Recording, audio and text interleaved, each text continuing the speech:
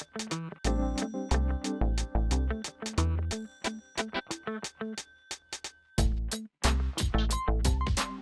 I'm the business director of Women in Film, and we're so happy that everybody's here tonight to join us this evening for our Fall Women in Film San Francisco Bay Area 2022 event, Conversations and Connections. I'm so happy you guys are all here.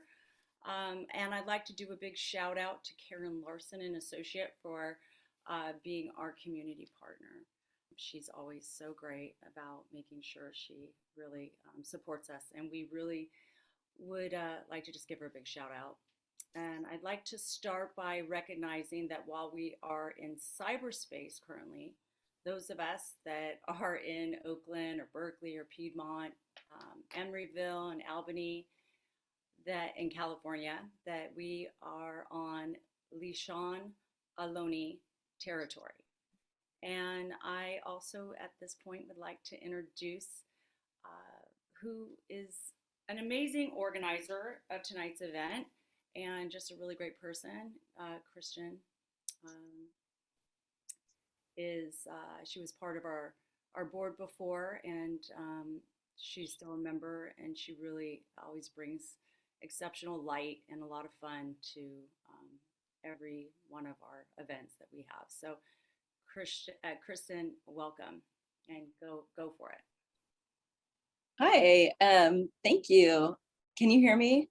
Yes. Okay, good. I just had a message that said unmute yourself. So hi, everyone. My name is Kristen Tiesh, and I'm so delighted to actually join WISPA, or WISBA, is that how we call it? I think it's WISBA. WISBA at this great event. I've been working, well, my short story is that I learned how to edit when I was at graduate school in upstate New York in 1998. And I've pretty much been editing ever since then. I realized very quickly after university that this was a skill that a lot of people needed. And it wasn't one of the most glamorous positions, but it was certainly needed. And somebody who has really great storytelling skills, it was just a great way to make a living in the industry. But yeah, that was 1998 when I learned, and so things were very, very different back then. I think Final Cut 1 hadn't even come out yet, and I learned how to edit, do nonlinear editing on a system called Media 100. What's that? And then now here we are. We use totally different tools. Our workflows are very different. The way we work is different. How we talk to each other about what we're doing is different. How we share information with our teams is extremely different. And so I just figured it would be a great conversation. And Michelle gave a shout out to Media 100. It would just be a great conversation to share our knowledge, with our community here in San Francisco, in the Bay Area, with the WISBA community. And so throughout my career working in post-production, I've met just some amazing women and women identified people who work in post-production and whose work I admire so much. And so that's how I brought this amazing group of panelists together for tonight's event. Yeah. So it's 7:05, and according to the agenda is, do I move on to introducing all the panelists now? Is that okay? I see a head nodding. Yes. So what I'll do is, I think I'm just gonna go alphabetically by last name, and I think that Diana Brodie is the first person. So if you could just briefly state your name and your pronouns, and I forgot to state mine are she, her. And then, the industry that you work in, and just maybe like a sentence about yourself. So go ahead, Diana. Okay, can everyone hear me okay? Yes. Good, okay, good. New microphone, who dis, right? I am Diana J. Brodie. My pronouns are she, her. Uh, I am a freelance video editor. I have been freelance for 26 years now here in the Bay Area, with a little bit down in LA and a little bit up in Seattle. Curious where Kristen went to grad school in upstate New York. Where did you go? I meant to ask you. Oh, Syracuse. All right. Yeah, I almost went to Syracuse, but I went to Ithaca for undergrad. So we would have played each other in sports had it been 10 years earlier and you were an undergrad. There you go, the Newhouse School, right? Yeah, that's what I've been doing. I've also recently started a school to help emerging editors and assistant editors learn what they need to learn in order to move up and into the edit chair. So that's been super fun. And I'm going to talk a little bit more about why I did that later, because it will definitely flow into the topic for today. Next is Julie Huang. And I'm sorry if I mispronounced your last name. Okay. Julie Huang. Huang. It's been used to it, but it's fine. So again, I'm Julie Huang. My pronouns are she, her. I am currently the director of post-production at Actual Films, which is a documentary production company in San Francisco. I've been involved in post-production since around 2012. I guess to say that was like my first paying job as a logger on Insane Coaster Wars for Indigo Films, which I think some of you have like worked for over the years. I was actually an electrical engineer before that. So I've had a very strange, long, winding path throughout my career. I've done a great deal of assistant editing, also editing, and now it's like post-supervising and building out a facility, which was kind of new and a little crazy. But you know, it's been a pretty like good, like broad, I feel like I've touched like many different areas in the entire post process, and I enjoy it a great deal. I love the challenges and like even the fact to some degree how it's changing constantly and how it's changed a lot even in the last 2 years, even this year. So I'm eager to just talk to anyone about that and have a nice discussion. Thank you so much, Julie. And I will never mispronounce your name. So, again, so we're just going to keep moving things along, and I'm just going to encourage everybody once again to keep their responses, just brief to like 1 or 2 sentences. Next would be Annalena Isaacson. Yes, thank you, Kristen. My name is Annalena. I came to the Bay Area about 20 plus years ago from Sweden. I came here for school, so I went through the BECA program at SF State. And then I just never went back, so I'm still here. After I graduated, I focused on post-production, and I worked at mostly like broadcast, outdoor programming. And then what did I do then? I worked with Kristen a little bit and Link TV, and then I went corporate. I was editing, and then later on I became the manager of the post team. So I think I have about 10 editors on my team. Yeah, that company. She's the boss. Thanks, Annalena. Next up is Michelle. Why don't you go ahead and introduce yourself? Hi, everybody. My name is Michelle McGarrigan. I use she, her pronouns. I've been editing in the Bay since 2000 something. But I took a little break and worked for Apple Computer for a long time, about 5 years. I helped develop Final Cut Pro My last project was Final Cut Pro 7, which we all miss deeply. I started editing in high school, and then I just stopped for a bit to make a lot of money, and then came back to make not any money at all. So it's been awesome. I specialize in documentary here in the Bay Area, but I've also worked with a lot of you folks here in this room. So it's been a real privilege, and I'm happy to be here. Thanks. Thanks so much. And last up is Susie Smith. So please go ahead and introduce yourself. Hi, I'm Susie Smith. I am mostly working in documentary. I have been in the Bay Area for 20 plus 22, 23 years, something like that. I actually was doing video and editing when I came out here, and then I quit for a long time.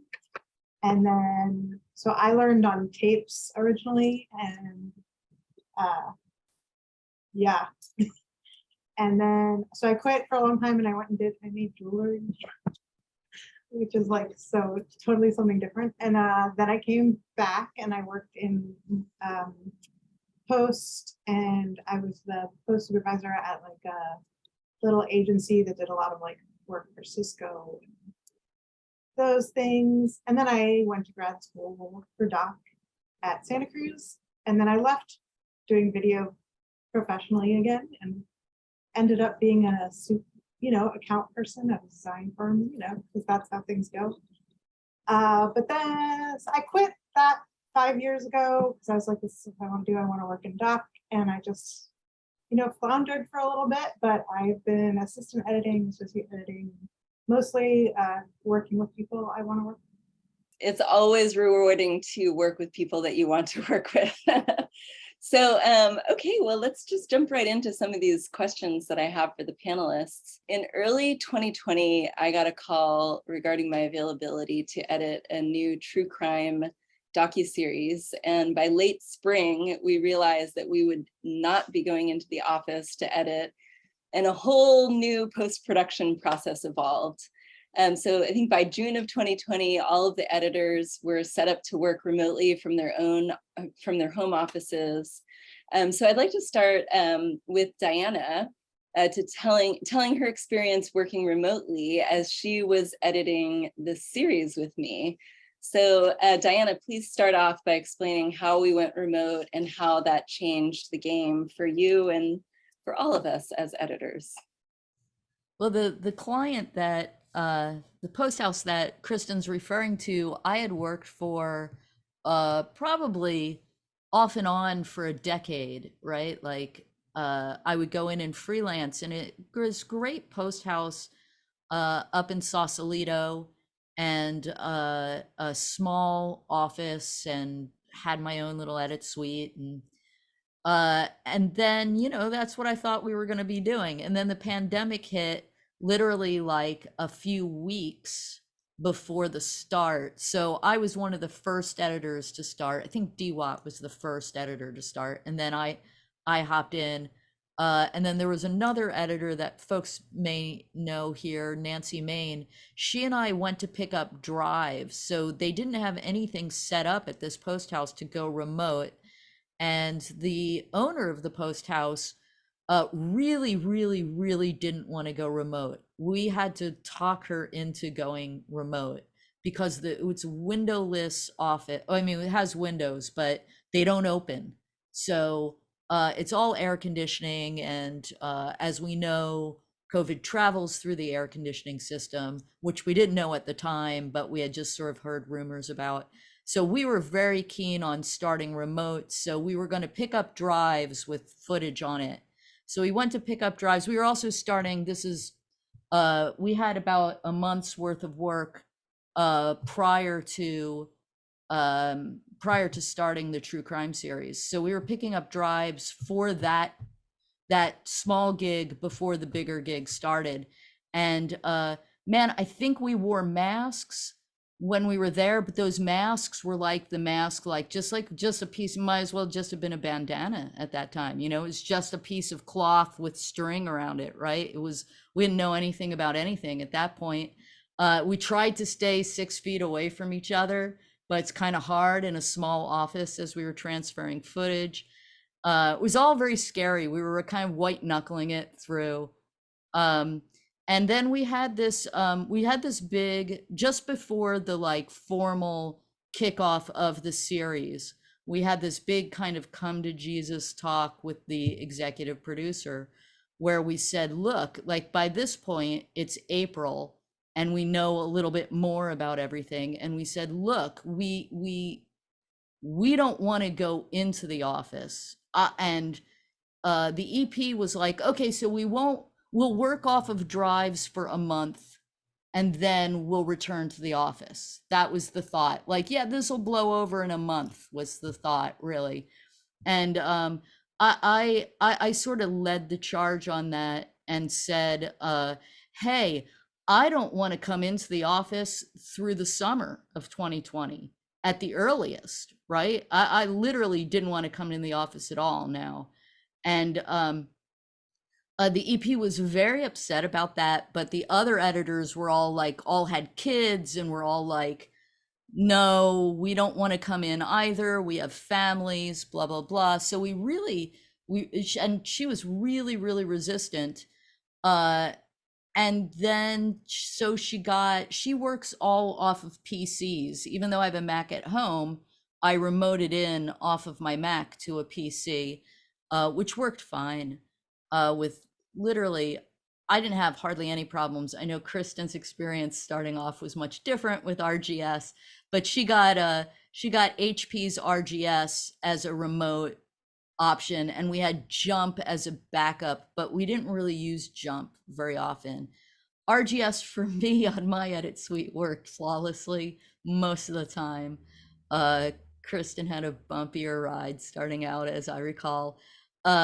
But once that was up and running and in place, I think she saw the beauty behind it. The not having to commute is fantastic, especially in the Bay Area, where the commute rivals all the rumors of Los Angeles and then some, really. And everybody was more productive. I think she thought that we wouldn't be able to go in another editor's edit room and say, hey, what do you think of this? Or what do you think of that? But we could just send a clip and do the same thing, right? So, or once we were all remote and everything was in the same place, you just send a timeline, put a timeline in their bin and say, what do you think of this? So the collaboration was still there. And that first season, when we all knew each other, we had all worked with each other a bunch, it really felt actually even more like a collaboration, because I started a Slack channel, we were all on the Slack channel, so it really did feel the same. My biggest concern through this whole thing, and Kristen, give me a wrap it up when it's time to wrap it up. Yes, on Avid, right? Yes, sorry. So this was for broadcast. So yeah, this shop is an all Avid shop, regardless of the gig. So even when they do have educational videos or something, they are cutting on Avid. Their Avid, though, I will say, is from like 2018, I think, is the latest version, because it's so stable. And now that I've been on the newest version this year, I miss the older version. I'm not really super thrilled with some of the changes. There's some of the changes I love, but other changes, I'm like, it seems like you're just trying to look more like Premiere, and this doesn't really have a function. But that's just me. But I've been working on Avid since the Avid 400, since Media Composer even existed, because I too came from linear 3/4 inch tape is my background. And then I had to learn Avid in the early 90s. And that was my first Avid, was you only got 2 keyframes. That's it. If you wanted to add keyframes, you literally had to add edit, and then you get 2 more keyframes. So I'm old school. All right, well, we're not going to get into the details of anyway, keyframing right, in this conversation. Of Avid, right. So I'm sure that all of us editors, would geek out on a keyframing conversation. Right. But yeah, let's spare those details Right. now. So I would like to hear from some of the managers and directors of Post on how this switch to remote editing affected them in 2020 or beyond. let me just say this super quick before I Yeah, go. This sure. was my wrap up, is that the one concern that I have about remote editing is the assistant editors and the emerging editors, the junior editors, who now are not, I mean, they were being sequestered anyway, slowly but surely over time in their own rooms. But when we were still in the same building, I could pull them in and show them things that they would need to know. And if there's something was slow, I could help them out. And now the concern is, and it's being echoed by assistant editors that I've talked to, and I've talked to a lot over the year, that they really aren't getting the opportunities to learn what they need to know. So I love remote editing, and I'm about to, in December, start a gig at Pixar, which is going to be hybrid. Oh, well, thank you. And while I'm super excited about that gig, I'm super sad about a commute and having an edit space that's not exactly to my comfort level. So that is the one. Anyway, Okay, there you go. Well, Kristen. congratulations. Yes, congrats on your new gig. And so, yeah, like I was saying, moving on, I'd like to hear from some of the managers like Annalena and Julie about how the switch to remote editing affected them and your teams in 2020 and beyond. How did you set up your remote editing workflows with the editors working from all over with different systems and different Wi-Fi speeds? So maybe Annalena, would you like to start? And then Julie, you can pipe in. Sure. So I think we were up and running pretty fast. I don't think we had really any downtime, maybe as one day when we picked up the computers from the office. Everyone had similar edit systems, I would say. And we already have editors spread out over different offices. So we are kind of used to, meeting online, even though some are in the office. So it was little bit a fractured team anyways, so we were kind of used to having that communications. A lot of it happened over the internet, so we were up and running, I would say, in a day. I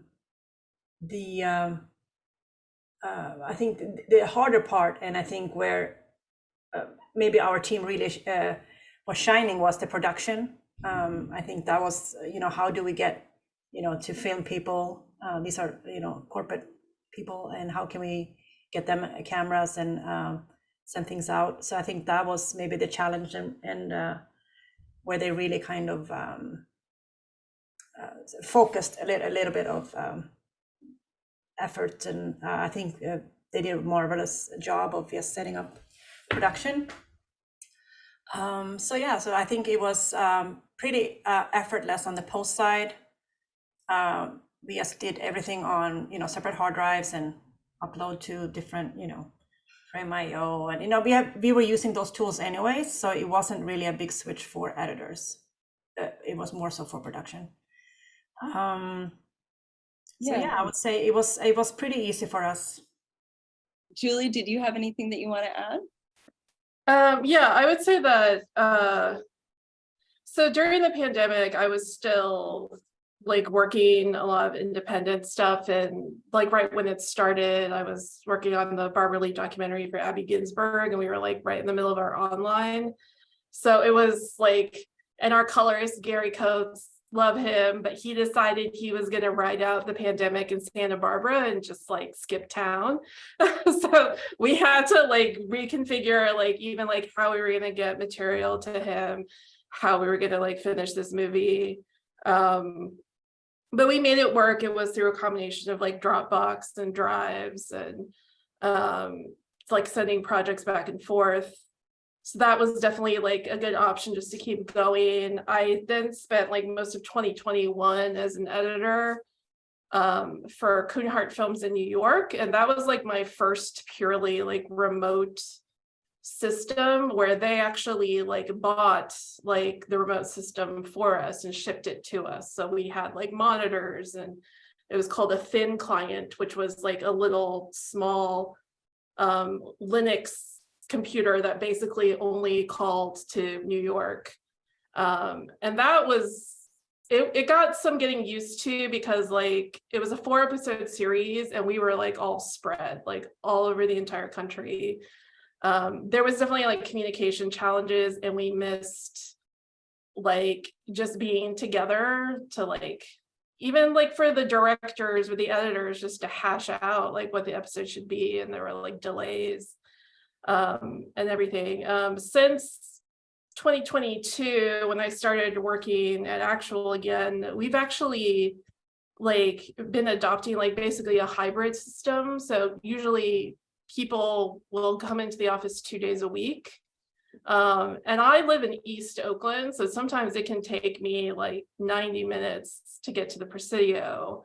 And I honestly like would not have considered going back to work at the Presidio if I hadn't been given that option to like work remotely. And we looked at a couple of different options. Jump Desktop seemed by far like the easiest just to deploy quickly for us, and it worked like very well for us, and it was like easy to just like add people. We were using the enterprise version of Jump Desktop for Teams, which gives us like a lot of control on like who can connect, how they connect, and we can just like basically add them. It sends them an email, they join our team.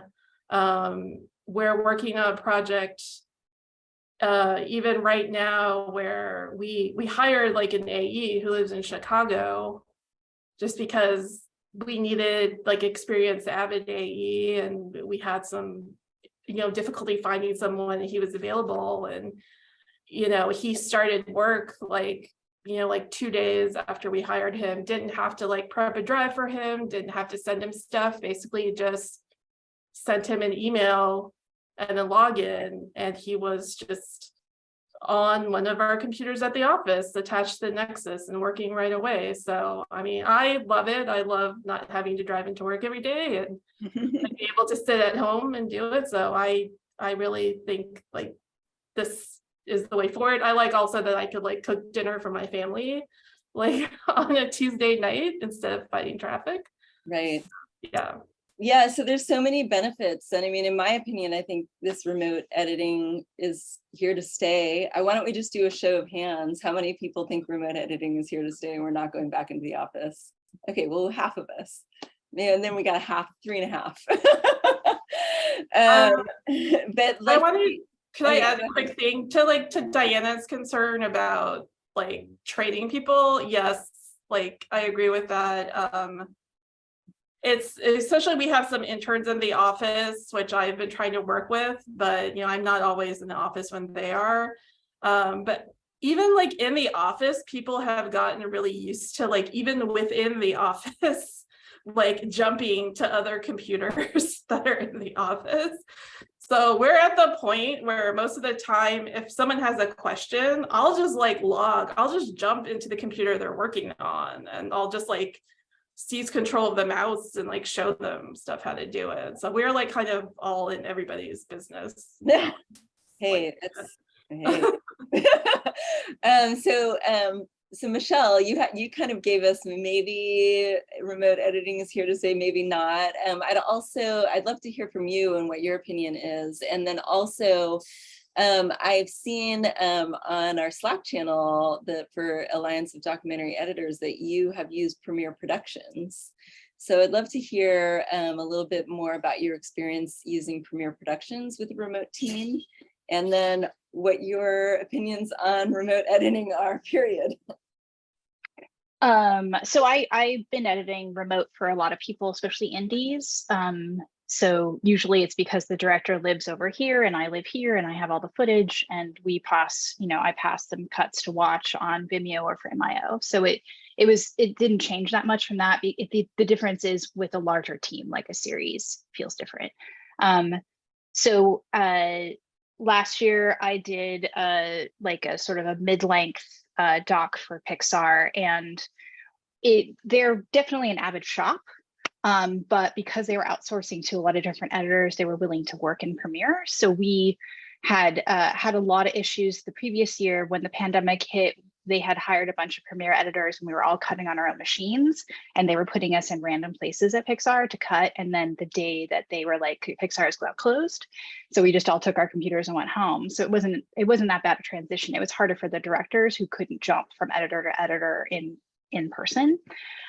So that I think the editors or the directors had the bigger transition problem, just dealing with trying to juggle all these people and trying to figure out what they were working on.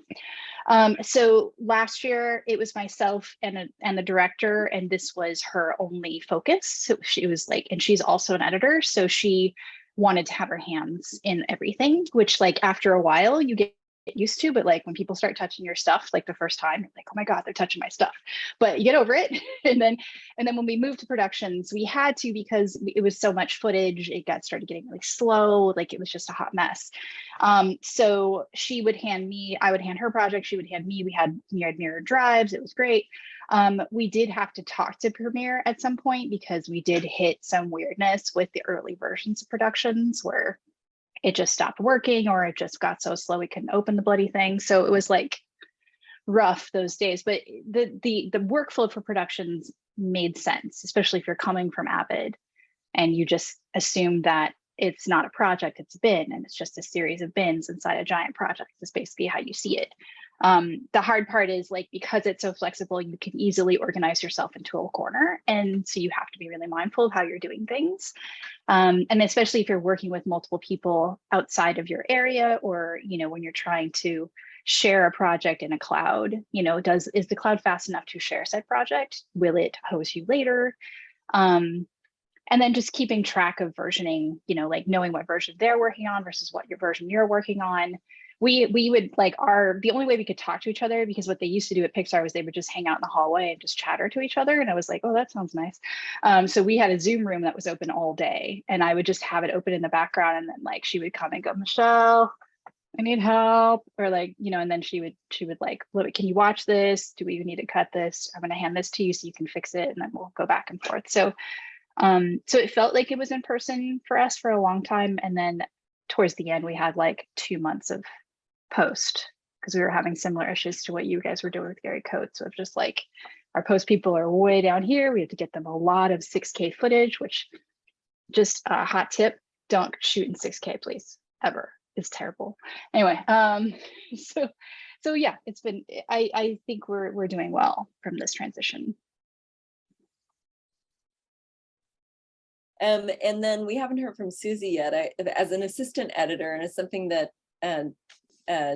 Diana was mentioning earlier, how has this whole experience affected you and your work and your ability to learn and connect with your team? Well, I was already mostly remote. And I'm working on, indie docs. So I had done, I have worked a lot with Christina Matwani, and so we had worked mostly remote with each other already, but when we can still be in person then, so we were used to each other. And then I was starting to work, and it was like hybrid. So at the beginning of the pandemic, before it started, I had just started working on a homeroom with Pete Nix, so I would go to his office a few days a week, but mostly I was at home. So it wasn't that bad for me when it started. I just went home, and we're hybrid, not hybrid, we're remote, but we were all in the Bay, so we shuttled drives around. We did Dropbox, which I hate, but it's been pretty simple. And now, several movies later, still doing it like that. I like it. In terms of being an assistant editor, I think the thing is, I learned tape to tape back in the day. I learned the original Avid back And then I left for a long time and I had to relearn everything on Final Cut. And then I left, I had to read. So I feel like I'm a little, and I was a post supervisor for several years at the little production company in San Francisco. So I kind of knew a lot of stuff already about organizing. I just had never done feature doc work. So for me, it was more working on the indie doc, learning about story, things like that. And I haven't really had a problem, but again, like I'm assistant editing and learning at a later stage in my career, I guess.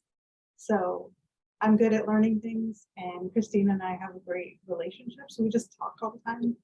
And I mean, sometimes we have hour-long Zoom calls, hours-long Zoom calls, but that's fine, you know, like I'm talkative. Okay, so I just want to like do a little check-in for time. In this big room, we have about like 13 minutes left, and so I want to get to a few other topics. One of the things that I learned about and discovered during the pandemic was the Alliance of Documentary Editors. And I know a few people on the panel and some people attending this event are already members, but I'd love to pass the mic to Michelle, who I think you're on the steering committee, or I just see your name a lot when I'm in the Slack. If you could just tell us more about this amazing organization, and please share with us what Alliance of Documentary Editors is and why everyone interested in post or working in post should become a member. Sure. Yeah. I mean, so I'm no longer on the steering committee, but I was. So the Alliance of Documentary Editors is very specifically about documentary, but obviously everybody has edited a lot of different things. So it's more about talking about the volume of footage that we're talking about in a typical documentary, talking about how industry works with series, especially the new docuseries stuff that's coming out that's really hot right now. So they originally had set up themselves as they were all in LA. They had gotten, one person had gotten this email that said, "Hi, I need an editor to work 12-hour days for the foreseeable future. Here is your tiny rate." Everybody freaked out, started emailing each other and yelling about it. And then they were like, we should just get together and hash this out and talk about it. And like, how are we going to respond to this? And so those core people started to meet in person. And then there were a bunch of New York people that started to meet in person. Pandemic hit and everybody couldn't meet anybody anywhere. So that was when Alliance of Documentary Editors kind of exploded in terms of like, all of a sudden there was no barrier to entry. It became virtual mostly. And it used to be that you had to have a feature film credit as an editor in order to get in. And through a lot of advocating from the Inclusion and Access Committee, that was taken out. And that's partially how I got in. So I'm very active with the Inclusion and Access Committee, and our mission is to make editing equitable, both, you know, behind the computer and in front of the computer. So, you know, getting more folks from marginalized communities into post, and then making sure that the films that are being created about people in marginalized communities have some representation on their team or have some accountability with that from those communities. So yeah, so we put out a scheduling guideline, which some of you may or may not have seen. It came out a year and a half ago. Put some links in the chat here. And the scheduling guideline is a very basic guideline of like, this is how long it really takes to make an indie film, to make a docuseries. And you know, the basic rule of thumb was 10 minutes of content takes about a month, and that's basic. And that's like, you don't know what that content is. That content could be 99.9% archival that you had to source yourself, or you can have a team of archivists that are doing that for you. Vice versa, it could be a person who has a story producer who is creating all their paper edits, and they have, you know, 3 weeks to create a rough cut for an hour show. Like, you never know, but it's a place to start, and that's where we're putting our kind of bar. And then there's also things like the BIPOC editors database, which I'll also send to you guys. That was started by a few people that are in ADE, but basically it's just another way of creating visibility for BIPOC editors specifically. There's a hiring section to that. There's also just a way to, you know, upload your information and to tell people that you're available to edit. And we're working on things like the documentary editor recognition committee, which Heidi is on, Heidi here in our room, which is amazing. It's just sort of about realizing that an editor, especially on a documentary, is also somebody who does a lot of writing, who helps to tell the story of a film, because you don't start with the script, right? So who is writing the story? And so when your director gets a writer credit and your editor doesn't, what does that mean? So that's a lot of discussions that are happening within our community right now. And the Dirk, which we call Jerk, they're sort of highlighting that, and they're also, you know, helping to create panels that are going to major film festivals like Doc NYC and Getting Real. And they're also creating these video modules, which are really fun and really great for festivals. Last ones they did were for South by Southwest. So a bunch of editors had gotten films that they were working on into South by Southwest. So they created these little interviews about, you know, what it took to create those films, what their process was in basic terms, and then just sort of kind of talking about a topic. So they'll be working on something like that. I feel like, can I say, they're working on some stuff like that for Doc NYC, which is coming up in a few weeks. So stay tuned for that. And we have a social media setup, which is Instagram, Twitter. Those are our places, but we're really hottest on Instagram right now. So if you just want to hang out and watch us on Instagram, the only thing we ask for entry is that you are an editor, assistant editor, post-production person hopefully that is interested in documentary or is leaning towards documentary or has cut documentary, or is, you know, somebody who's just trying to get into the industry in that respect. And then we have a really nice sort of orientation process that we put people through who are coming in so that they get introduced to the community, and it's more personable than just letting them into Slack and saying, good luck. So it's like a little guide. I'm one of those people that might guide you to come in. So yeah, we're trying to create community within. We're trying to, you know, like empower people outside of our community to understand what an equitable process is and what a fair schedule could be. So thanks. Yeah. Yeah. So we still have about 7 more minutes before we go into breakout rooms. I'm going to skip ahead a couple questions.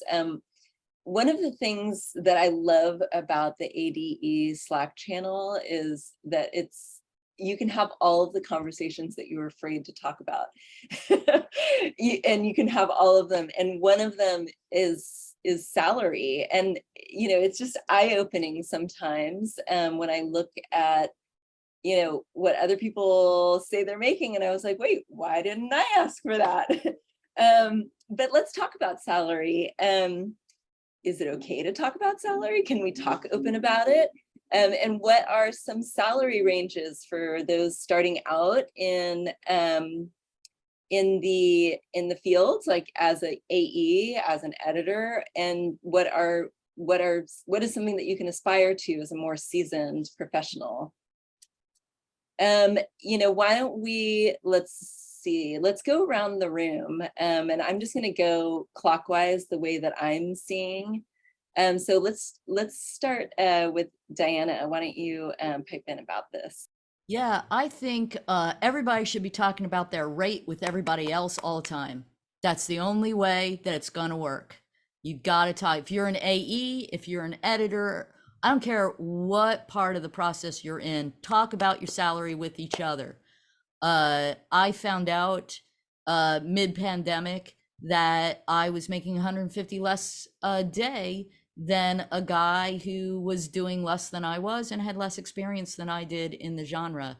And so I had to once again go to the mat and I found that out only because I sussed it out, and then I pinged him over Slack and was like, is this what you're making? He was like, yeah, I came down to that rate. And I was like, you've got to be kidding me. So just make sure that because we're not in the office together, right? Just make sure that everybody's getting paid fairly, and have these conversations all the time. Before I take a job, I always ping someone if I know somebody who's worked for that post house or in that area, and I ask them what rate they were getting.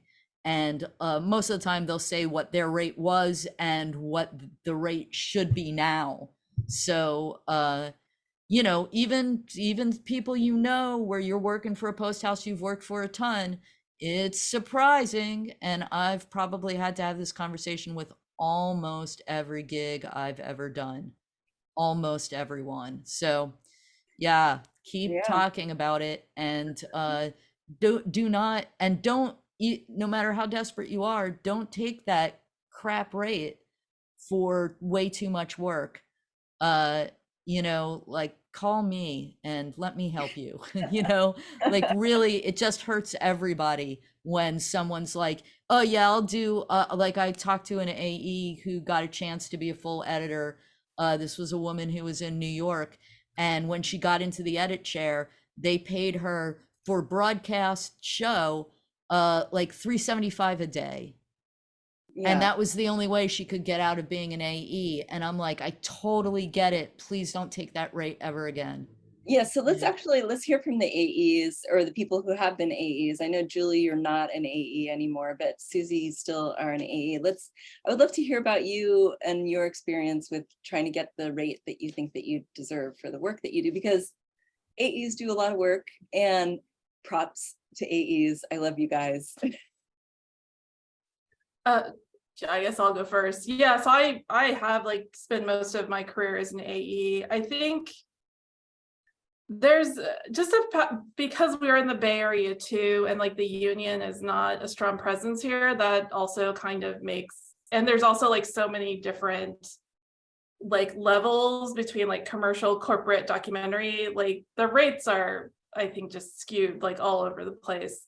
But having said that, I feel like the AE role, especially in the Bay Area, is not like, it's not as present as it is like, say, in New York or LA. Like it is viewed more as like an introductory like position, which it can be, but like at the same time, like even though you may be called an assistant editor, you're doing like, the ones who have a lot of experience are doing like complete workflow management. They're basically doing all sorts of stuff to like just keep the project going, keep the editors working.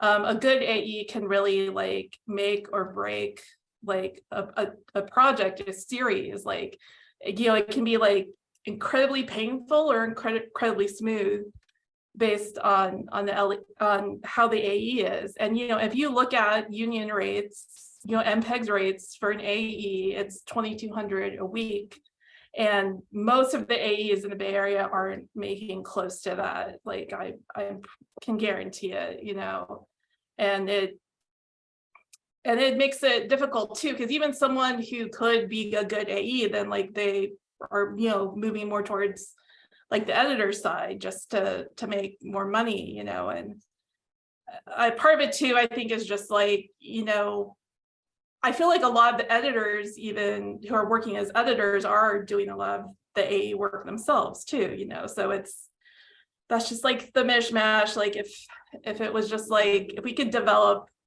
like a good, more solid AE base, like in the Bay Area, though I've said it a while and I don't know. And like I said, we had to hire someone from Chicago on this last project, you know, and that's just how it is. Yeah. All right, I think right now what we wanted to do is move on to showing some clips. Michelle, you had a clip that you wanted to share from Embrace the Panda. The number one rule in my family: honor your parents. They're the supreme beings who gave you life. The least you can do in return is every single thing they ask. I think both of us probably grew up under a lot of pressure to, you know, make our parents proud. Yeah, I had that pressure on myself. Like, I was very high strung. I was really into good grades. I was into the image of the perfect girl. I never asked for anything. My whole life I've been her perfect little May. Temple duties, grades, violin, tap dancing. Yeah, we've been so good. If they don't trust us anyway, then what's the point? May's struggle in this film is she's torn between being her mom's good little daughter and embracing her like wild inner beast. That is a universal struggle that a lot of kids go through, especially, I think, immigrant kids. There's definitely like more of this obligation to carry on your family's legacy and make sure that their sacrifices in coming to a new country aren't in vain. But also, you're in a new country, you're experiencing all of this crazy, awesome stuff that maybe your parents didn't get to grow up with. You're caught between two worlds, and that's kind of what I wanted to explore in May. And also, like, literally caught between being like a human girl and a panda. I immigrated to the US when I was 10, and my mom is very much in her Eastern roots. And when I came here, you know, I was the good little Chinese girl that I knew how to be. And then as I get more and more exposed to the Western culture and what it means to be an American teenager, my mom and I started to butt heads. I had to discover how to bridge the gap between being a dutiful daughter, faithful to myself, and a good friend. So just for context, this is a making of the film Turning Red that came out of Pixar last year. The difference on this behind the scenes was that it was more about the women who were working on the film than it was about the film. We were using the film to kind of communicate what the themes were that they were talking about. So the two women that you see there is Domi Shi, who's the director of the film, and Rona Liu, who's the production designer. And they're both the main women, and they were both Chinese Americans. They were talking a lot about their background and their immigrant family experience. So the edit was really delicate in that we had to obviously feature a lot of clips from the film in order to make Disney happy, but we were also trying to give it an interesting aesthetic in order to like deal with all the archival that we had access to. So we had amazing archival coming out from each of these women that were in the film. They gave us all of their like, teenage like photos and their like whatever videos they had, which was amazing. So, and we didn't want it to be like the traditional sort of Ken Burns push in, push out situation. So we spent a lot of time like shooting practical. So like putting all those photos out, putting moves on them, but shooting those moves. And so it was a lot of like back and forth of like, which photo do we need? What's the timing on it? How do we cut around it when we don't get the timing, that kind of thing. So it was a really technical edit. And there were just there was a big chorus of voices in there. We had 4 main subjects in the film. So that's it. That's great. Yeah, no, thanks for sharing. That was really cool and great job. Sorry, I live on a very busy street, so sirens going by. I'm going to mute myself in a second, but let's play the clip that Julie shared. Hearing sound. Here. Nice job. All right, here we go. We're going for 10. We're almost all over 85, with the oldest being 92.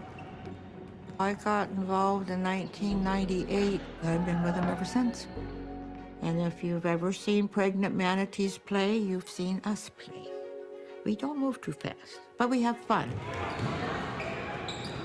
Marge, you'll be 90 soon. You can't stop her shots.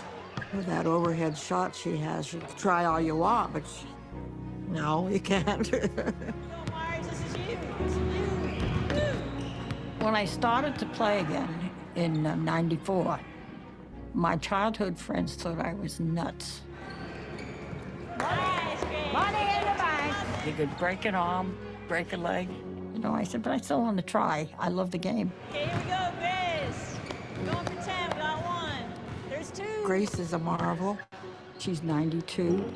Grace is getting a lot better at passing when she can't make it, because they usually just really guard her close. But she's an excellent shooter. Corey, she knows that drop pass of hers is unbelievable. But if she's anywhere near that basket and had the ball, she'd put it up. Our coach, she's got the biggest heart, and she's got the patience of Job. Okay, we're going to do a little give and go. Stay on your line. Splash is the oldest team in the Senior Women's Basketball Association. They have a competition about that. They want to be the oldest person in the team, so that's why Grace is kind of the queen. The league is a group of women 50 and up. We have games all throughout the year, but also we travel around the country to play national senior games.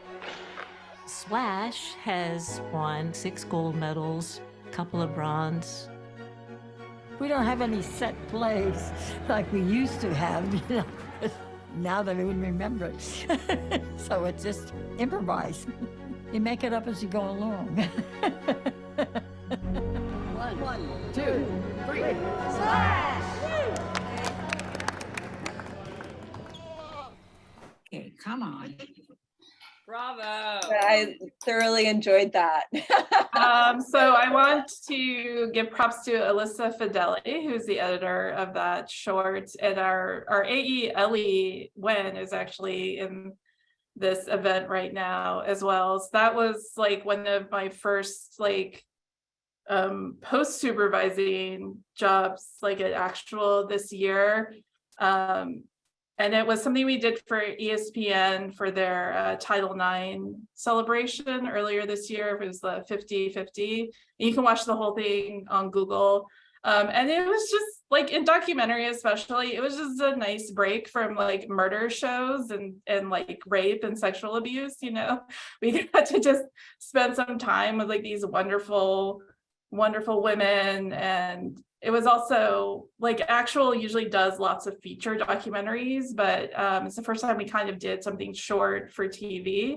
And it was actually like a very nice experience all around, and it just brought a smile to everyone's face.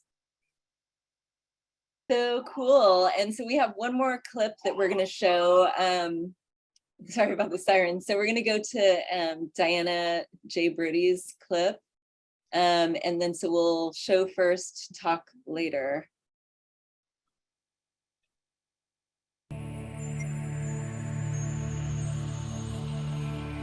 This is a first-degree premeditated slaughter of 2 people. There's a big story here. You know, it's sort of a big human tragedy here. But you heard about some of the things that he liked to do to his little boy. Good lawyering in the first Menendez case. Good lawyering. Give the jury a reason to doubt. After 19 days of deliberation, Judge Stanley Weisberg declared a mistrial in the Eric Menendez murder case after the deadlocked jury failed to reach a verdict. Now, Lyle's jury says it is deadlocked as well. I recall shaking my head. I said, wow, what happened? Los Angeles District Attorney Gil Cassidy has already vowed to retry the... Maybe what we can do, so sorry, you got a little sense of the type of true crime shows that Diana and I have been working on. You know, so yes, Diana, why don't you just talk like just real briefly, because we need to go into the breakout rooms anyway now. Sorry, Diana. Yeah. And no worries. If we have time, we can show the full clip at the when we come back to our main room after. Oh, if you've seen one rape and murder, you've seen them all. This was the interesting thing about working on this. This was a 5-part series on narrated by Eric Menendez from prison over the phone, and there were no writers on the show. There were 3 editors. And we read every transcript, everything that Eric Menendez said over, oh my God, 30, 40, 50 phone calls. And we were just given like, here's the 35,000 foot view of this scene. This is what we want in this scene. And then the editor constructed all of that with, you know, even though we got a front credit, which was nice, we did not get any writing credits. And the 3 of us wrote the entire series. Well, fantastic. Yeah, it was hard work, and we got 6 months to do the 5 episodes total. So it was a nice chunk of time. Didn't feel rushed like the stuff that Kristen and I have been editing, which is a 15-day to fine cut, essentially. Edit for a 44-minute show, which is just mind-bogglingly awful. Kind of crazy. So yeah, but so I'm all for getting writing credits. That's my point, and I'm sticking with it. Okay, so so the clip that I was going to show, I think what we might end up doing is showing it in our breakout room, because we're going to move on to breakout rooms now. And if people have questions for anybody, you know, then they'll be able to figure out which breakout room they want to go into.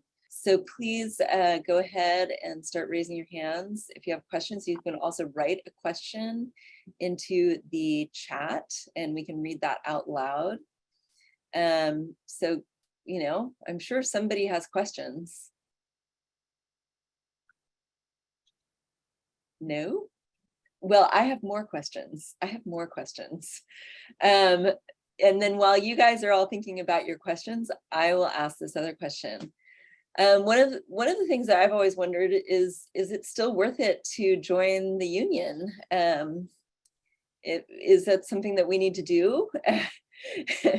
You know, is with the remote editing now and you know, just the opportunities. There's like corporate opportunities and there's TV opportunities, there's documentary opportunities. Is it still something that we should think about? Anybody want to comment on their panel?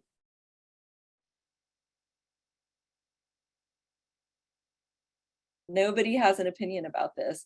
I'm just going to say that I looked at it just yesterday, and for an editor to join the Motion Picture Editors Guild Union, it costs $3,900. Yeah. So, you know, it's one of those things that I'm like, I don't know. I mean, I've gone for 20 years plus, or I don't even know how many years. I'm losing count because I'm old.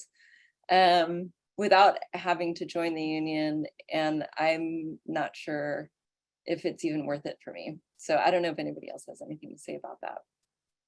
I know nothing about the union really, but I do know that somebody who I helped kind of teach editing long ago too, who's far surpassed me and is editing down in LA, a lot of Disney Plus, it was important for her to join the union. It's worked out well for her.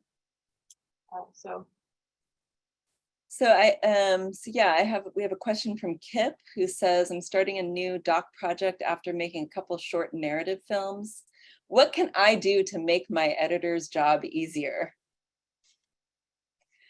Well, the first thing that I'm going to say is you should hire an assistant editor, because as an editor, it just, you know, I don't think I could do my job the way that I do it without an assistant editor helping me organize the project, helping me troubleshoot, helping me look for things, you know, when I need them. And I just think your project's going to be much better when you have somebody who is in that role.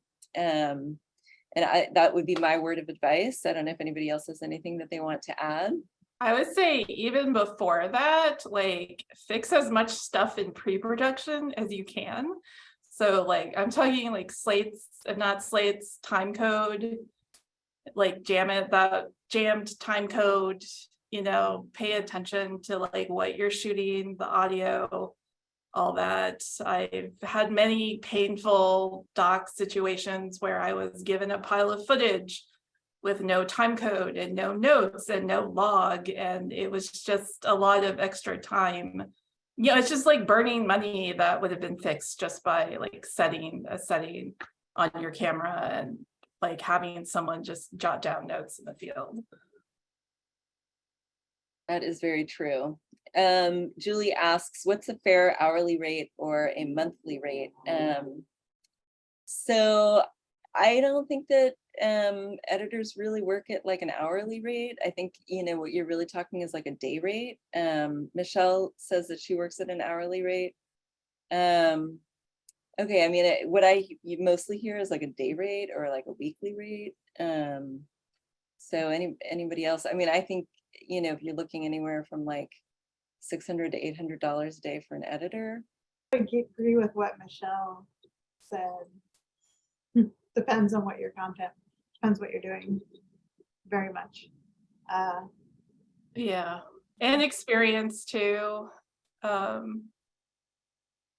Yeah, but I definitely just to throw out there, like there's like Facebook groups now that basically have set a minimum for job postings at $250 a day. So that's minimum. If you have like as you go up in experience, it should be a lot more than that. And again, I mentioned again, like the union scale minimum for AEs is 2,200. So that's also like 2,200 a week. A week, yeah. Yeah. And Michelle wrote minimum 400 a day would be nice for an AE, which I agree with. Yeah. And let's real quick, let's talk about what a day means, because that's a hot topic. Because like for normal human beings that don't work in film, an 8-hour day is an 8-hour day, right? We love those. But what I find is that people are assuming 10-hour days. More and more of us are pushing back on that, because you like physically can't focus for that long, honestly. Part of why I charge hourly is because I work from home, I have kids, I can't sit for 10 straight hours at my desk and also feed my family and find them and get them home. So I just was like, I will charge you for the hours I'm working for your day. I will meet your deadline and you will pay me what I'm worth for those hours that I'm there. So, but if I'm in house, like, yeah, maybe you could pay me to sit for 10 hours. But definitely check all your contracts. I never get one, but I've heard a lot of people get contracts that are 10, 12-hour days, which is utterly ridiculous. And these are definitely for AEs for sure. Like they're pushing AEs hard, especially on these like Netflix shows. So that's true. Check every piece of fine line in your contract. Okay, so save some of these questions for people, and hopefully you've gotten a little bit of a feel of the panelists and who you'd like to talk to a little bit more, because we're going to move into breakout rooms now. And so welcome. First I'm going to do is I'm going to give Heidi a chance to tell us who she is and introduce herself. Introduce herself, because she hasn't had a time to speak yet. So go ahead. Hi, my name is Heidi Zimmerman. My pronouns are she, her, and I'm actually, I didn't put it earlier, but I'm on Cowlitz Clackamas land, which is Portland, Oregon, northeast Portland, because it changes.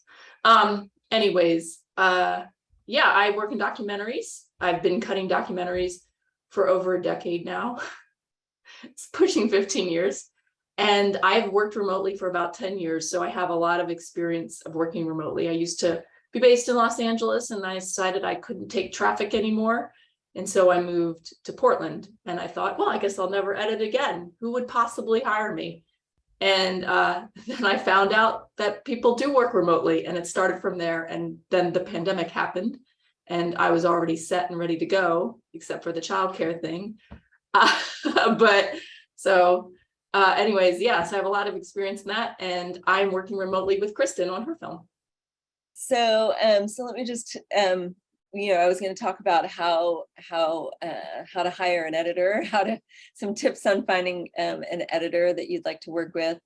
And I'll just tell you my experience. I was at a film festival called the Wild and Scenic Film Festival. It's in Nevada City, California. And I love orcas, and I love all marine life, and so I wanted to see the film about orcas. And there was a film called Damned to Extinction, and I went to watch it, and I just really enjoyed it. And as an editor myself, I was watching this film and I just said, wow, whoever edited this film is really good. Because and Heidi was the editor. I found her, I just looked her up after watching the film. I just thought she did a great job of weaving like a really complicated subject matter that was about, so it was about these dams in Idaho that were stopping the flow of fish, of Chinook salmon. Is it Chinook salmon? Sockeye salmon? Chinook salmon to the Puget Sound. And so then the resident orcas in the Puget Sound are going extinct as a result of these dams in Idaho. And the whole, story is very political and it's very complicated, but she did a great job of telling this political story and blending these amazing, natural beauty shots in. So it was all this footage of the orcas, swimming in these waters in Washington, and then, the story, being all rooted in Idaho. So I thought it was a complicated story, and she did a great job cutting in all these beautiful natural scenes. And this is kind of the story that I'm telling. So I'm telling a story about how bats in North America are going extinct. I wore a bat dress for you all tonight. So there's 3 species of bat going extinct in North America, and there's all different reasons, that they are going extinct. The main one is white nose syndrome, which is a disease that's killing bats and just completely wiping out certain colonies. And so we're following these 3 scientists. Well, it started out with 3 scientists. So we're following these scientists who are really working towards a solution. And it's going to also be a very complicated story. And that's how I decided I wanted to work with somebody who I'd already seen her work. And I thought like she did a great job doing, telling the story. And she had a similar editing style as I have. So when I saw her work, it spoke to me, and I just knew that I wanted to work with Heidi.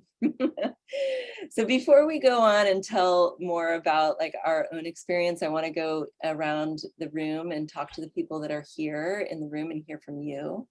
And you can tell me who you are, tell us who you are, and where you are, what you do, in the film and television or media industry. And yeah, so let's see. First person is, I'm just going to go left to right as I'm seeing it, Christina McKinley. Hi, my name's Christina. I am a board member with SPA.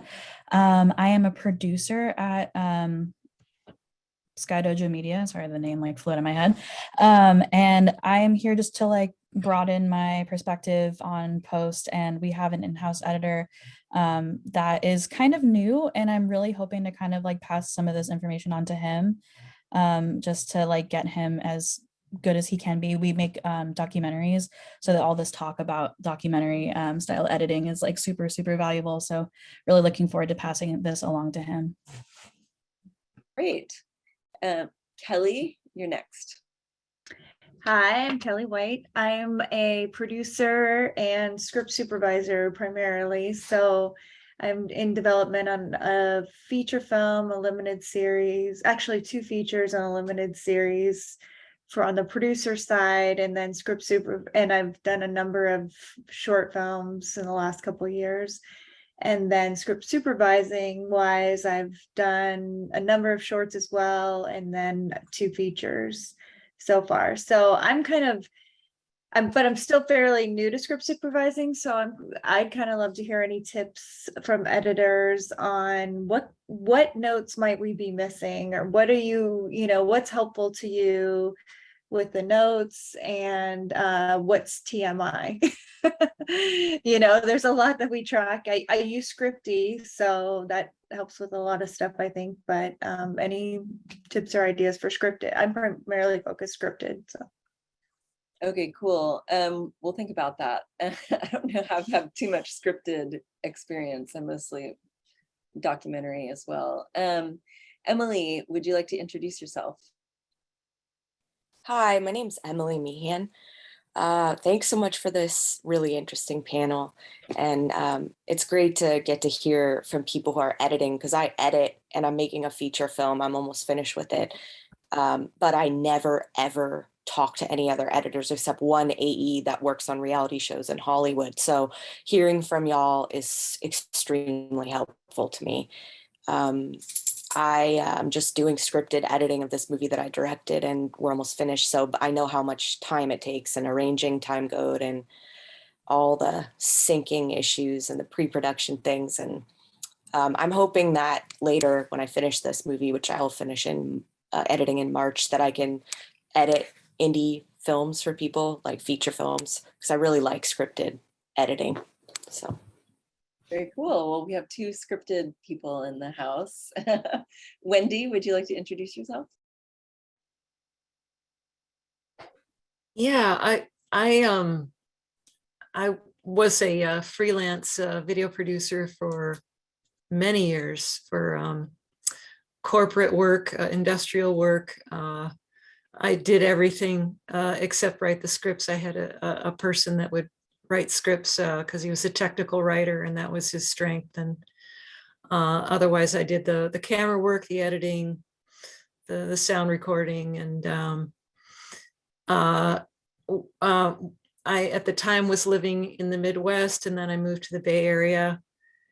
And because my husband got a teaching position there, we both moved there. And, you know, I worked remotely, you know, basically I would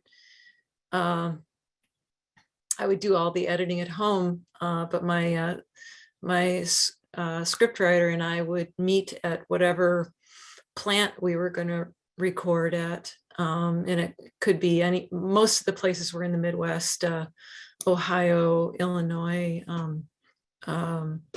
Indiana, and so on. And then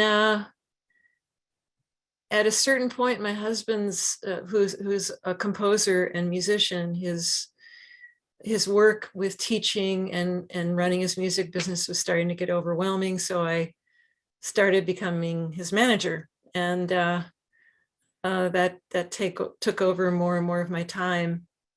But over the pandemic, he and I started working on a number of creative projects that have been exhibited at performance venues in different parts of the world. And that's been really an exciting turn. So, but I'm interested right now in pursuing work as a music supervisor because of my many years of working with my husband's career and all the people that we've met. I have a lot of experience working with licensing and royalty organizations, and yeah, I have a lot of, and my years of editing too. I understand pacing and tempo and tone. And music is a passion of mine, not as a musician, but as an appreciator. So, cool. Yeah. All right, well, let's thank you. Yeah, let's hear from Sarah. Sarah, can you please, I'm sorry, pronounce your name for me? It's Sarah. Yeah, you got it. I'm Sarah. I'm a writer, director, mostly fiction, but also a full-time professor at a community college in the Bay Area. So I teach editing, but I'm not doing a lot of editing myself these days, which is not good. And so I'm just trying to stay current and always be like, oh yeah, what are people doing these days with editing? Because I don't have time to take on my own editing work. But I love editing. It's nice. This has been a really informative panel. Thanks. Muted myself. That's great. So so now that I know who's here, it sounds like Heidi and I might be the only people in documentary. And the rest of you sound like you're working more on scripted. There's music. Nina has her hand up. Nina, you joined the room, so please go ahead and introduce yourself. Hi, Kristen. I'm Nina. My actual name is Nandini, but I go by Nina. Okay. So yes, I'm also an editor, writer, director, producer, a bunch of things on my own short films and a couple of other collaborative ventures. And I'm also an actor, a voiceover, and a dancer. So I'm in front of the camera as well, oftentimes. But my question was for documentary filmmaking, which I've done only a short film once before, and now, which was my own, but now I am on board with a feature film for a music. It's a documentary about a musician, and so the person has asked me to be the editor and voiceover person for that. But it's his first time filmmaking. It's an independent film, and he's actually a professor of something else. And so I'm trying to help him put the screenplay together because he has the whole idea in his mind about the musician. And as a role of an editor, I understood y'all mentioned how oftentimes we don't have a script and we're actually scripting it as we edit, right? So I don't know, I mean, in what way can I organize his script for him when he doesn't have it all put together yet? Is that a question that is appropriate in this room, or is that it's a narrative, not a documentary, right?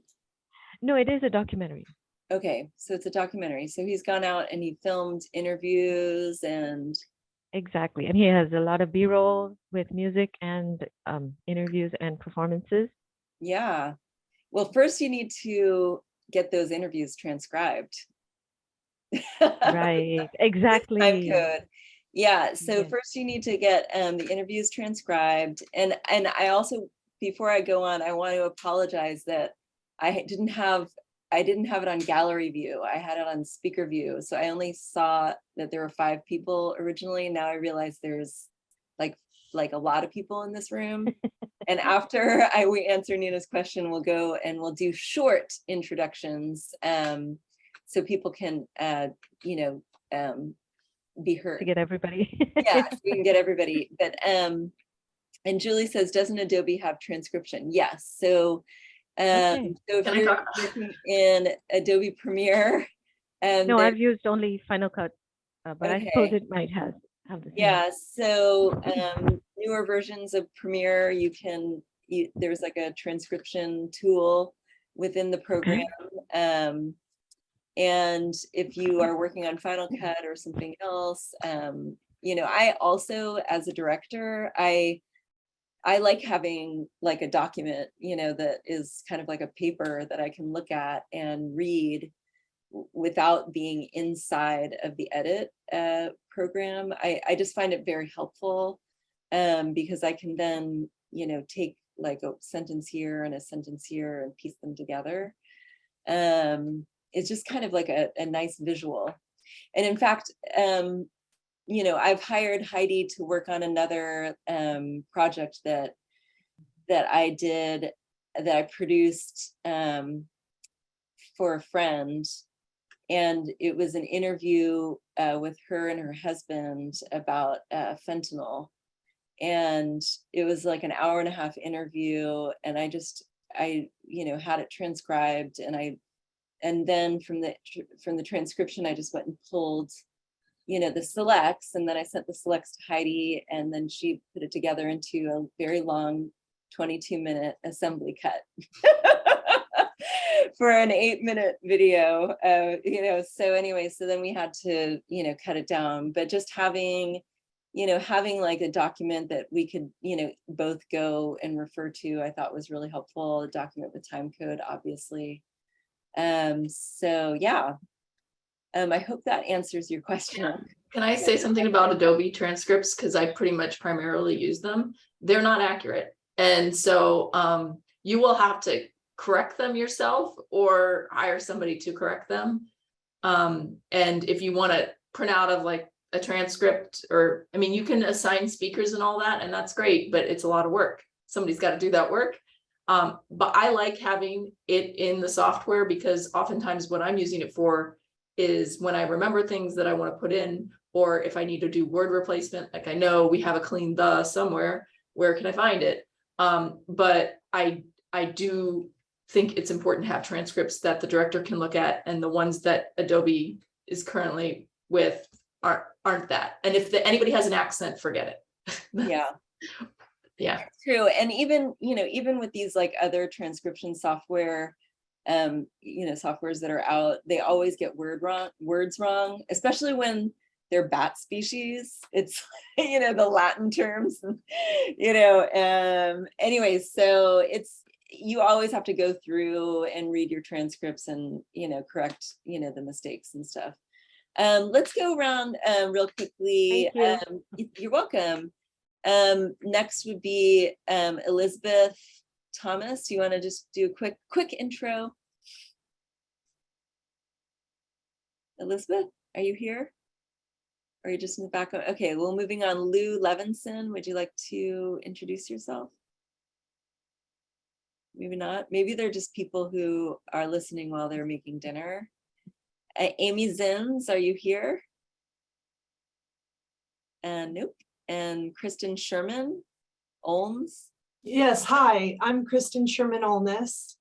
And I wanted this to be in this breakout room because I'm in a position where I have edited a feature documentary, and I want somebody to kind of help me with the polishing. And so I'm a little bit afraid to ask an experienced editor, because here they're getting something they didn't have creative control over. And so I don't know how they'll feel about that. And also I'm financing the whole thing myself. And so I'm on a limited budget. And I do need somebody who can also do supervision, because my problem is that I've had this man volunteer to do the sound editing in New York City. I'm in Oakland, and he's a bigwig, and I don't know what the workflow is. So I don't see how I can continue on as the editor, because I don't understand how to do the job going forward. Yeah, it's a great question. And I'm just going to start off saying, that like for me, as I'm an editor, and I refuse to edit any of my own films, because I so appreciate having a second set of eyes. I enjoy creative collaboration, and I always think that another really creative, talented person that I'm working with is going to have some ideas that I never even thought of, and usually these other voices and other perspectives just make the film better. So I appreciate the fact that you want to bring in an editor for polishing, and I highly recommend doing that. It is going to be challenging, because I've definitely been brought in as like a polishing or a finishing editor on a documentary before. And I'm trying to figure out a way to say this without sounding like a horrible person, but sometimes I just don't think the story is there, or the characters haven't been developed. So I'll insist on some changes, and then often the director is like, well, that's not my vision, Well, and at that point I would just say, well, then maybe I'm not the right editor for you. I can only speak for myself. I'm a very character-driven documentary editor. I like to develop really great characters, and so you can interview the editor that you're going to be working with, that you might want to work with, or maybe interview a few different editors, and you can ask, like, well, what are your values, and how do you like to tell stories, and I think that should give you some insight if you think the editor is going to mesh with your vision. And Heidi, why don't you add something, because you definitely I've definitely jumped on projects, maybe not as a polish, or maybe they thought I was going to be the polish, but they were very far. They had just had like a rough cut screening or something that scared them to death, and everybody trashed their film that they thought was perfect, and they're like, we need a new direction. And with that, I mean, a lot of people, if you're at that point, a lot of people share the film and say, hey, what do you think of it? And that's a good way of kind of getting a sense of if your editor and you are going to be on the same page. I think a lot of the working relationship is about, like, can you have a cup of coffee with this person? Are you going to be able to freely discuss ideas? But yeah, I've worked on a number of films where, part of the interview process was me watching the movie and giving them my thoughts, and a limited amount of thoughts, because at some point it becomes, if there's too much feedback, it's like, wait a minute, shouldn't you be paying me for my time? Like, how detailed notes are we giving? But things I thought could be improved, or ways I would try to help fix the story, and asking their vision, and just from that conversation, you can kind of get a sense if you want to work with somebody, or if you don't want to work with anybody. I mean, a lot of editors are pretty humble people, I think. I don't know. It's like, because you're behind the scenes and you never really, you don't edit documentaries and become famous. So yeah, so I think you should probably cast a wide net, and then you see who you meet and who you might connect with. Yeah, and the other thing I wanted to add is that, Thank you.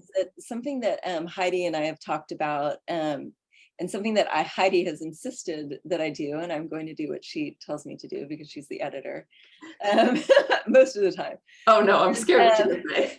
Is as you said you really wanted me to do some screenings, some test screenings of the film to get feedback from audiences. And I think the thing is that if you do a number of test screenings with audiences, you may end up seeing similar feedback, and so that would probably also, help push you in the right direction, in terms of like maybe the type of editor that you want to work with. If that helps. I hope it does. Yeah, my rule is with test audience screenings, great for identifying problems, not so great at coming up with solutions. So that's the quick pitch I give to everybody, and somebody can dominate the conversation real fast, but you'll see sometimes there's one-off person and that person actually might have the key to everything, or they might be completely nuts. But if you start to see a repeated pattern of things, then you know it's a problem and you need to address it. I think that that's some solid advice right there. Does anyone else have some questions? Or Kristen, did that answer your question, or is there anything else? Yeah, so is it possible to get somebody who can also do the supervision that I was discussing with the, they deliver, typically an editor would be delivering to a post audio sound editor, right? And dealing with the the EDL list and those sorts of things. So yeah. I mean, I don't know about all editors, but I know for myself, I'm like, whenever I'm going to a sound mixer, even if we're at a post finishing facility, or if it's just some guy in his basement, like I'm in my basement, I'm always it's me or the AE who's making those files and handing it over. And usually by this point in the job, unfortunately, they've decided that they don't need an AE, which is crazy because it's the time you need the AE most. Yeah, I would think that an editor who knows how to would know how to do that, or should know how to do that. Yeah. Thank you. Sure. Does anybody else have any burning questions? Feel free. No? Well, okay, so then I would love to talk a little bit more about this editor-director relationship. And this is basically inspired by a conversation that Heidi and I just had. And not naming any names, but it can often be a relationship where you butt heads and you disagree. And I've certainly had these kind of relationships with a director before. So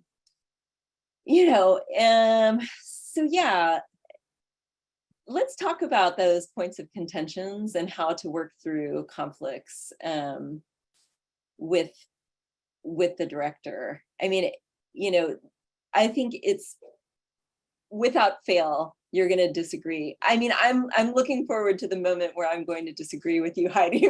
So far, we haven't disagreed on anything, but we haven't really gotten into the nitty-gritty of the edit yet. So, but there are going to be moments like without fail. So why don't, Heidi, why don't you maybe briefly tell a little bit of a recent story, that you've had? Well, I don't know if I should talk about my current project, but yeah, okay, so I guess when I was younger, when I edited and I disagreed with somebody, I would really stick to my guns. But now that I've done this a while, I find that if I disagree with somebody on something, why not just try it? It's a non-linear editing system. I can always duplicate a sequence. I can always go back. Doesn't hurt anything. Let's just try it. In fact, sometimes trying it and showing people why it doesn't work is like the quickest answer to the problem. other times it does work, and you get your eyes opened up as the editor. You don't always have the solution. So I'm a big fan of trying things that I don't think are going to work, even if, just to give it a go. I also, when I'm really confused by a director and what their vision is, I ask a lot of questions on like, what's not working for you? Why are you seeing that note? And then sometimes I try to say things like, well, this is what it means to me and why I think it's important and valuable. Like, I don't know, I had a line in for my latest movie where it was like, I liked the line because it meant something different to me than the director had ever heard. And once I explained it, she's like, oh no, I'm totally sold on that. And the same thing, vice versa, she's done with me. So yeah, I think just everybody taking a step back and taking a breath and trying to actually physically work on the problem rather than just talk about it in theoreticals, and then you can move through it. And I have a luxury of doing that because I work on documentaries, and I do not cut reality television, and I imagine in reality that it's a lot different, but I do primarily doc features. So it's oftentimes a very close working relationship between the director and the editor. And so you have to develop that. You have to develop a working relationship, because if you don't, the film is definitely going to fail. I mean, the film could fail already enough. It's got enough stacked against it being an independent documentary film, but you don't want to get in the way. So. Yeah, and one of the other ways to avoid conflict, I think, is, often offering a number of options, because sometimes an editor will see something like, this is just not going to work. But it's hard to communicate that to a director. So you kind of have to jump in and say, well, here's some options, and I usually, when I offer like 3 different potential solutions, then the director has an opportunity to pick, like, oh, let's go with this one, and that often works for me. But you're right. I mean, in terms of the documentary world and the television, if you're editing like reality or like a true crime show with a very fast turnaround like I'm doing right now, sometimes I'm just like, I just need to do whatever the director wants me to do, because it's just going to be the fastest way, through that conflict. But yeah, anyway, any other questions? I see Amy Zins. Yeah, all right. Amy, Ami? Yeah, looks like she put her question in the chat. Yeah. Hi there. Yes, I had also put it in the chat. Sorry, I'm on the road, so I'm doing by phone and Zoom. But I was just wondering, and forgive me if this was answered already, but would it be helpful for directors to hire and put on an editor, at least in light mode at the beginning, to work out any issues around logging? What would be helpful so that they're already creating a strong foundation for how they will work together once the footage is ready. Yes. And sound also, and to bring the sound person in on those meetings also. Yeah, Is that definitely. We were giving you thumbs up. You just couldn't see it because you're driving. But I think having an editor, consulting your editor who you're going to go with at the beginning of the workflow. So many times I wish people had done that. In fact, on my last job, on the job right now, we just decided how we were finishing. They shot everything 4K, but they shot it 4096 by 2160, and I thought, and they said, we want to do film festival served. I thought, perfect, this will do the 2048. But nobody ever told me that the DP shot everything to be framed 16:9 until, like a week ago. I've been on this thing for 7 months. This is the type of stuff you can avoid, like from the get-go. Like, she didn't understand that, like, because I've delivered to a lot of film festivals, and I happen to know that the DCP film aspect ratio is different than what will be sent to Netflix, but she didn't know that. And so it was like a simple problem that could have been fixed, that could have saved a lot of heartache, but here we are now, and I asked questions when I got hired, but at that point, so much had already been in the can, and it was like too late to solve. So I would say, even before you really start shooting, if you can get your editor in to talk about workflow, and set up some guidelines. Things can always, I mean, I work in docs, so things always change, but yeah. The other thing is, it not just from a technical standpoint. I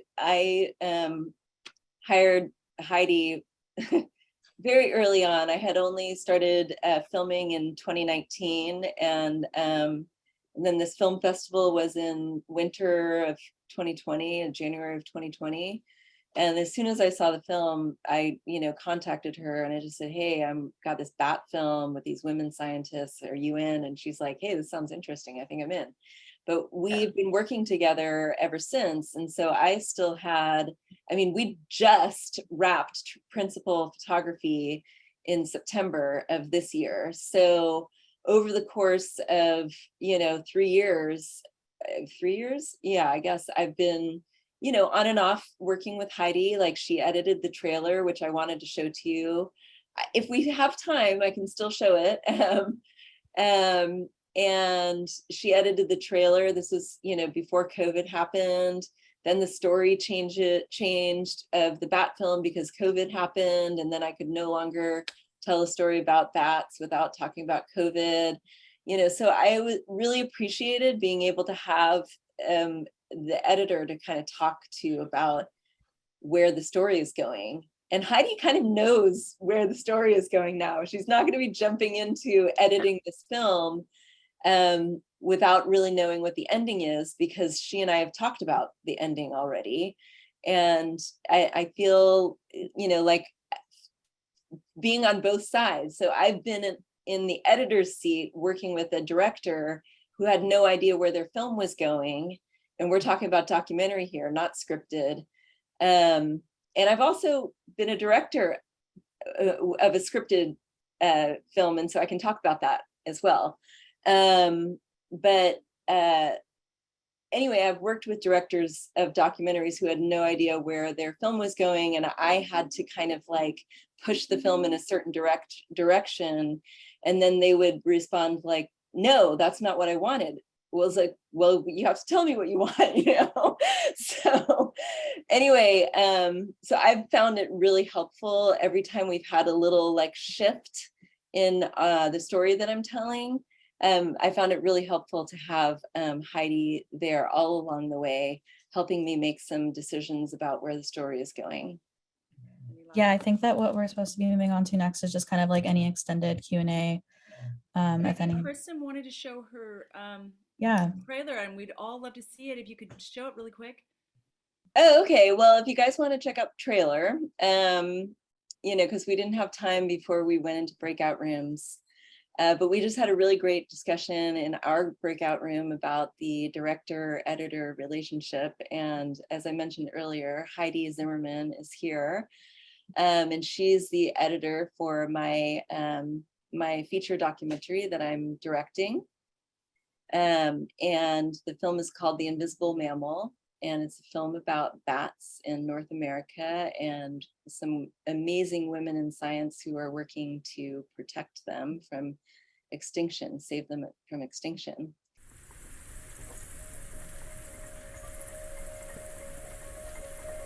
A bat is a winged creature. I see him as like a mix of like some sort of bug and then a big flying bird, then maybe like tiny dragon. When you get to know bats and you get to spend time with this really fascinating group of organisms, you quickly fall in love. And bats do all sorts of interesting things, from having unique sensory modalities of using echolocation, being the only mammals that can fly. What they do is so positive. It helps people and helps the environment. I just think they're beautiful and misunderstood. They're awe-inspiring for these little mammals.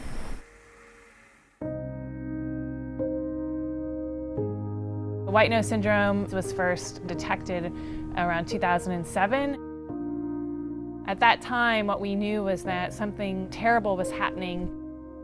When biologists were going underground to count bats, there were just piles of dead bats. There used to be so many hibernating little brown bats in the area. There are caves that had tens and hundreds of thousands of bats. The numbers just plummeted.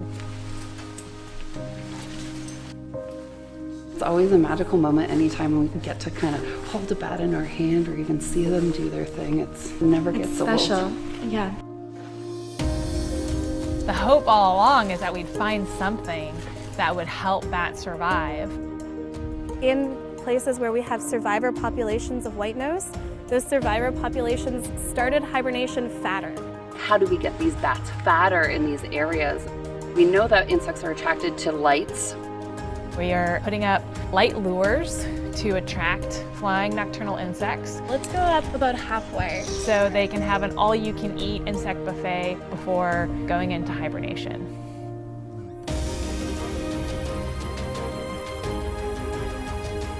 It's so rewarding to be part of looking for a solution. Seeing these bats that are persisting or surviving does give us some hope. The bats that are left really need as much help and support as they can get. As humans, there's an imperative for us to try to help those other species on the planet. It's just amazing to see what God has created.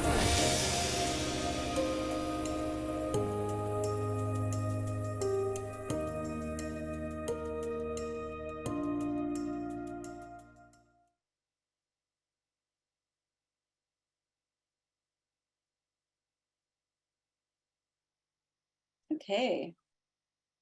So again, props to Heidi for editing the amazing trailer in 2020.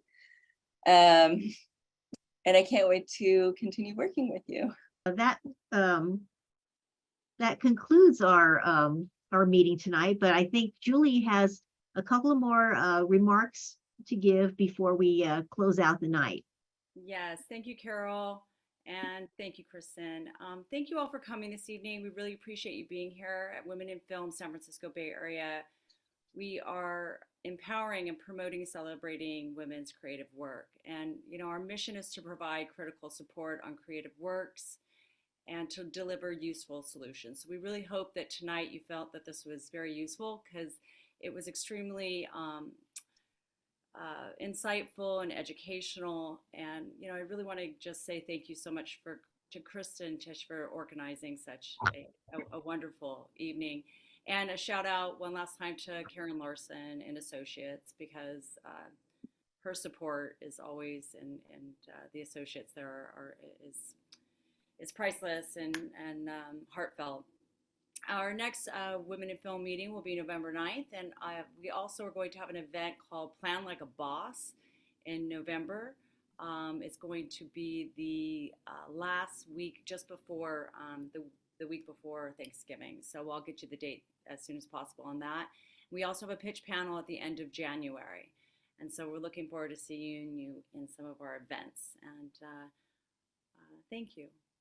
We really appreciate your time. And we know that you all have families and things you want to do. So go do them, and get a good night's sleep. Cheers. Thank you, everyone. Bye, everybody. Bye. Thank you for coming. Thank you for coming.